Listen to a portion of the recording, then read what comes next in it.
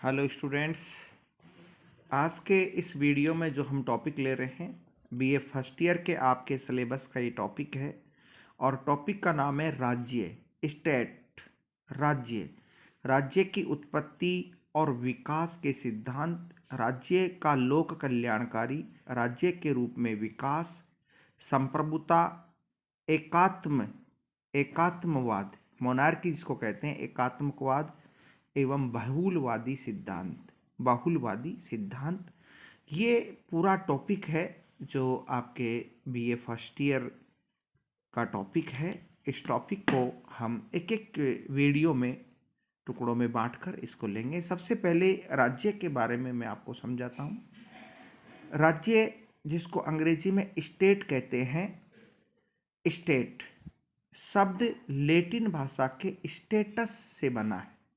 Latin भाषा के status से बना है। स्टेट शब्द जिसका अर्थ होता है स्तर, स्तर, स्थिति या किसी तथ्य का होना, किसी स्थिति का होना, किसी स्तर का होना, किसी तथ्य का होना राज्य कहलाता है। शाब्दिक रूप से अगर देखा जाए, राज्य या स्टेट शब्द का सर्वप्रथम प्रयोग मैकियावली ने अपनी पुस्तक द प्रिंस में किया था। वर्तमान संदर्भ में जिस राज्य को हम जानते हैं, जिस राज्य का नाम हम लेते हैं, उस रूप में राज्य शब्द का पहली बार प्रयोग राजनीति विज्ञान के महान विद्वान, जिनको आधुनिक युग का जनक भी कहा जाता है, राजनीतिक विचारधारा में, पाश्चात्य विचारधारा में आधुनिक युग का जनक, पुनर्जागरण का शिशु भी कहा जाता है, मैकियावली, उन्होंने अपनी पुस्तक द प्रिंस में किया था। मैकियावली के बाद जीन बोधा ने राज्य के लिए द रिपब्लिका शब्द का प्रयोग किया। मैकियावली के बाद राजनीतिक चिंतन में जो अगले विद्वान पैदा होते हैं, जीन बोधा, जिनको मैं आपको आगे पढ़ाऊंगा। संप्रभुता की अवधारणा में, संप्रभुता की अवधारणा के जनक जीन बोधा माने जाते हैं। बोधा ने राज्य के लिए द रिपब्लिका शब्द का प्रयोग किया। एक अन्य विद्वान है जिनका नाम है रेल्म नामक विद्वान ने राज्य के लिए बॉडी पॉलिटिकल एवं कॉमनवेल्थ शब्द का प्रयोग किया है। महान दार्शनिक प्लेटो ने अपनी पुस्तक रिपब्लिक में आदर्श राज्य की कल्पना की है। रिपब्लिक में जब मैं आपको प्लेटो पढ़ाऊंगा तो प्लेटो का आदर्श राज्य में पढ़ाऊंगा, तो आदर्श राज्य की कल्पना प्लेटो ने की है उनकी पुस्तक रिपब्लिक में। प्लेटो ने कुछ कोटेशन भी राज्य के बारे में दिए हैं, जिनमें दो महत्वपूर्ण कोटेशन मैं आपको यहाँ बताता हूँ। प्लेटो ने कहा, क्या कहा? राज्य संबंधों की वह व्यवस्था है जिसमें प्रत्येक व्यक्ति कुछ करता है जिसे करने के लिए वह योग्य है। राज्य संबंधों की वह व्यवस्था है जिसमें प्रत्येक व्यक्ति कुछ करता है जिसको करने के लिए वह योग्य है। अर्थात राज्य में प्रत्येक व्यक्ति ऐसे संबंधों में बंधा हुआ है जो कुछ ना कुछ करता है, और क्या करता है? जिस काम को करने के लिए वह योग्य है वो करता है। प्लेटो ने आगे कहा, राज्य व्यक्ति का वृहद रूप है। राज्य व्यक्ति का वृहद रूप है। राज्य की उत्पत्ति बलूत के वृक्षों या पहाड़ों से नहीं होती, अपितु मनुष्य के मस्तिष्क से हुई है। राज्य व्यक्ति का वृहद रूप है। राज्य की उत्पत्ति बलूत के वृक्षों या पहाड़ों से नहीं हुई, अपितु मनुष्य के मस्तिष्क से हुई है। ये बात कही महान दार्शनिक प्लेटो ने। अरस्तु, प्लेटो के बाद प्लेटो के शिष्य अरस्तु का नाम आता है। अरस्तु के बारे में मैंने आपको पहले भी बताया है, पहले वीडियो में, कि राजनीति विज्ञान के जनक हैं। राजनीति विज्ञान के जनक अरस्तु माने जाते हैं। अरस्तु ने अपनी पुस्तक पॉलिटिक्स में राज्य को एक प्राकृतिक संस्था माना, नेचुरल ऑर्गेनाइजेशन, राज्य को एक प्राकृतिक संस्था माना, तथा कहा कि राज्य का विकास हुआ है। राज्य का जो विकासवादी सिद्धांत है उसके पहले जनक अरस्तु ही माने जाते हैं। उन्होंने कहा कि राज्य एक प्राकृतिक संस्था है, उसका धीरे धीरे विकास हुआ है। कैसे विकास हुआ है, इस बात को भी अरस्तु डिफाइन करते हैं। अरस्तु ने कहा कि राज्य परिवारों एवं गांवों का वह समूह है जिसका उद्देश्य एक पूर्ण एवं आत्मनिर्भर जीवन को प्राप्त करना है। राज्य परिवारों एवं गांवों का वह समूह है परिवारों एवं गांवों का वह समूह है जिसका उद्देश्य एक पूर्ण एवं आत्मनिर्भर जीवन को प्राप्त करना है। अरस्तु ने आगे कहा, राज्य की उत्पत्ति जीवन के लिए हुई है तथा यह सद्जीवन के लिए बना हुआ है। राज्य की उत्पत्ति जो की गई है व्यक्तियों के द्वारा, वो जीवन के लिए की गई है, अपने जीवन को जीने के लिए की गई है, और वो सद्जीवन अर्थात अच्छे जीवन के लिए बना हुआ है। आगे अरस्तु ने और बात कही। अरस्तु ने कहा कि राज्य व्यक्ति से पूर्व की संस्था है, राज्य व्यक्ति से पूर्व की संस्था है, ये बात कही। अर्थात एक तरफ तो हम देखते हैं कि राज्य का निर्माण व्यक्तियों ने किया है, राज्य का विकास व्यक्तियों ने किया है, लेकिन अरस्तु कहता है कि राज्य व्यक्ति से पूर्व की संस्था है, अर्थात राज्य व्यक्ति से पहले था। इसको कहने का उद्देश्य अरस्तु का यह है कि जब व्यक्ति जन्म लेता है तो राज्य का एक प्रतिरूप स्वाभाविक रूप से उसके मस्तिष्क में जन्म के साथ पहले से ही होता है, शासक और शासित की अवधारणा पहले से ही होती है। ये बात अरस्तु ने कही। एक और विद्वान है जिनका नाम है सेंट ऑगस्टाइन, और सेंट ऑगस्टाइन ने अपनी पुस्तक द सिटी ऑफ गॉड में राज्य को संतुलित लोगों का समूह माना है। सेंट ऑगस्टाइन ने अपनी पुस्तक द सिटी ऑफ गॉड में कहा कि राज्य संतुलित लोगों का समूह है। एक और विद्वान है जिनका नाम है मार्सिलियो डी पेडुआ। मार्सिलियो डी पेडुआ ने एक प्रसिद्ध पुस्तक लिखी जिसका नाम है डिफेंसर ऑफ पेसिस। डिफेंसर ऑफ पेसिस में मार्सिलियो डी पेडुआ ने कहा कि राज्य शांति की स्थापना एवं लोगों के सहयोग के लिए बना है। राज्य शांति की स्थापना एवं लोगों के सहयोग के लिए बना है। Saint Thomas Aquinas, Saint Thomas Aquinas ने अपनी पुस्तक सुम्मा थियोलॉजिका, सुम्मा थियोलॉजिका में कहा कि राज्य एक आवश्यक एवं अनिवार्य संस्था है जो लोगों के समुचित विकास के लिए जरूरी है। अर्थात सेंट थॉमस एक्विनास ने अपनी पुस्तक सुम्मा थियोलॉजिका में माना, सुम्मा थियोलॉजिका में राज्य को एक आवश्यक एवं अनिवार्य संस्था माना जो लोगों के समुचित विकास के लिए आवश्यक है या जरूरी है। मैकियावेली ने अपनी पुस्तक द प्रिंस में कहा, क्या कहा? राज्य अपने साध्य का स्वयं साधन है जो अपनी सुरक्षा के लिए अस्तित्व में आता है एवं बना रहता है। राज्य अपने साध्य का स्वयं साधन है जो अपनी सुरक्षा के लिए अस्तित्व में आता है एवं बना रहता है। यहाँ पर एक बात नोट करने लायक है कि मैकियावेली ने राज्य को साध्य एवं साधन दोनों माना और कहा कि अपने साध्य का स्वयं साधन है राज्य, ये बात कही मैकियावेली ने।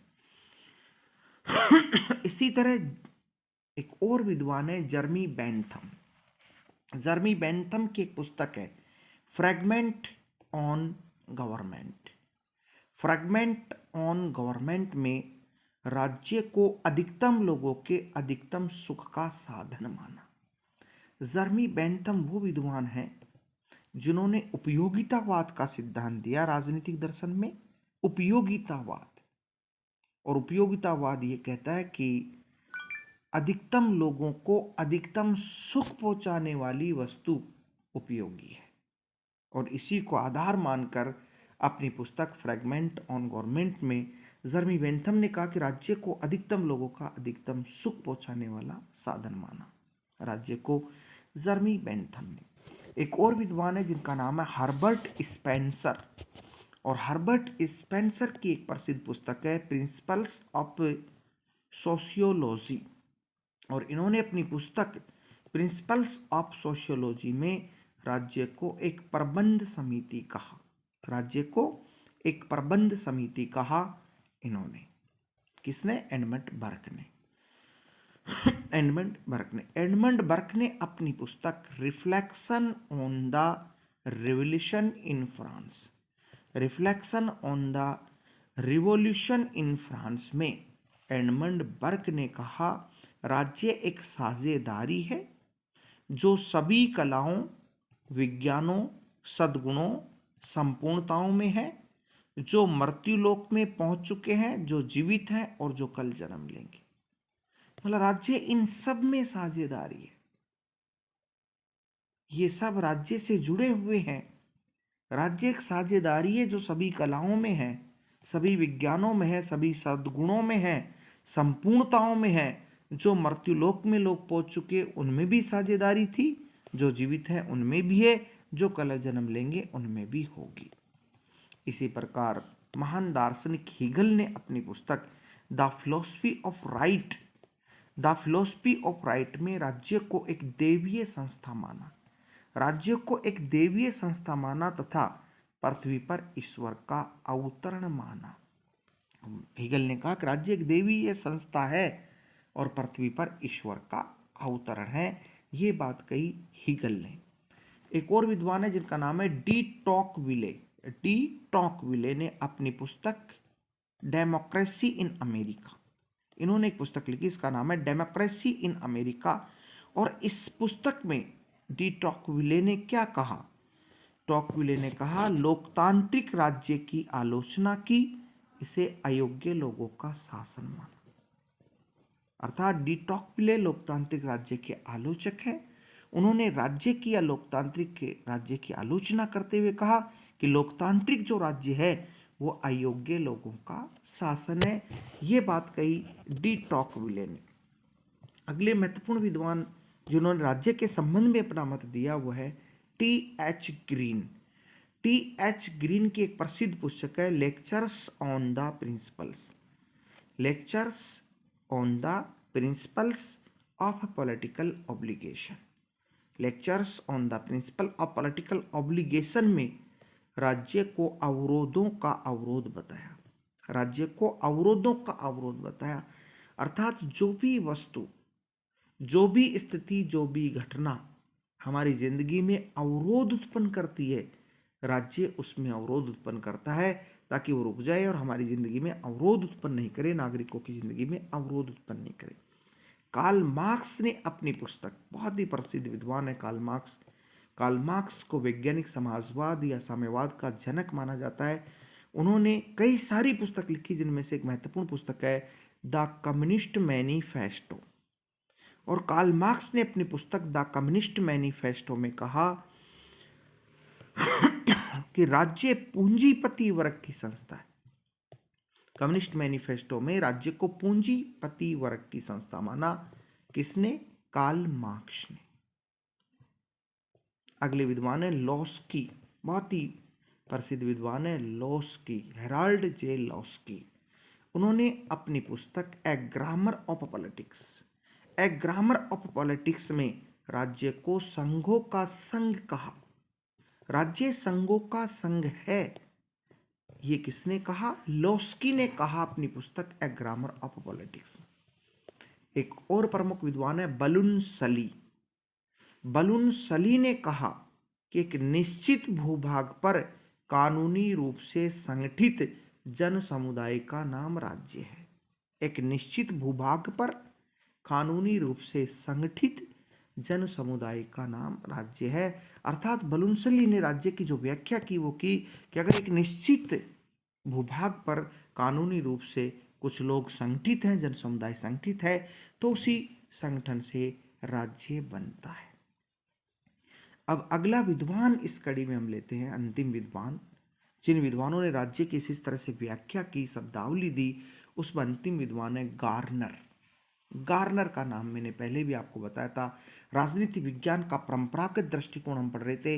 राजनीति विज्ञान का जो परंपरागत दृष्टिकोण है, संस्थागत दृष्टिकोण है, ऐतिहासिक कानूनी दृष्टिकोण है, उसके प्रमुख प्रतिपादकों में से हैं गार्नर। और मैंने वहाँ बताया था कि गार्नर ने कहा कि राजनीति विज्ञान का प्रारंभ एवं अंत राज्य के साथ होता है, और यहाँ भी हम राज्य की बात ले रहे हैं।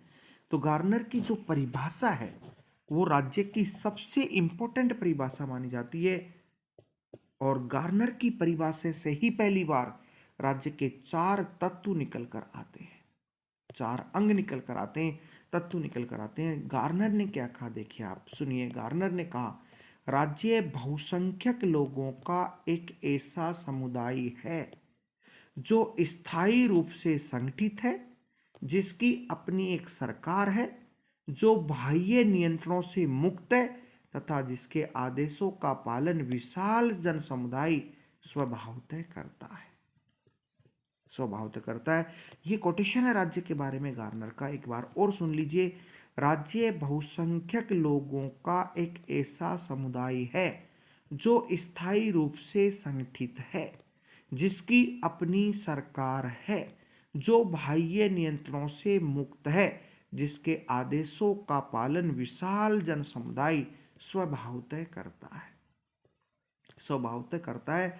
गार्नर की इसी परिभाषा में राज्य के 4 तत्वों का वर्णन किया गया है: जनसंख्या, निश्चित भूभाग, सरकार एवं संप्रभुता।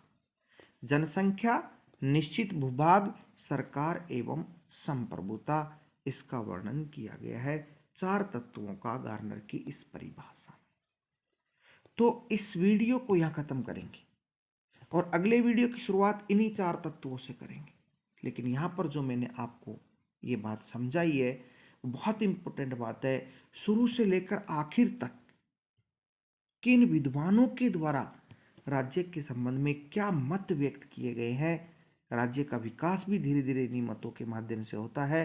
तो ये इस वीडियो में हमने सारी चीज एक साथ इकट्ठा करके ली कि राजनीति विज्ञान के कौन कौन से विद्वान राज्य के बारे में क्या क्या मत व्यक्त करते हैं। अगले वीडियो में हम यहीं से शुरुआत करेंगे, राज्य के 4 तत्वों से आगे की शुरुआत करेंगे।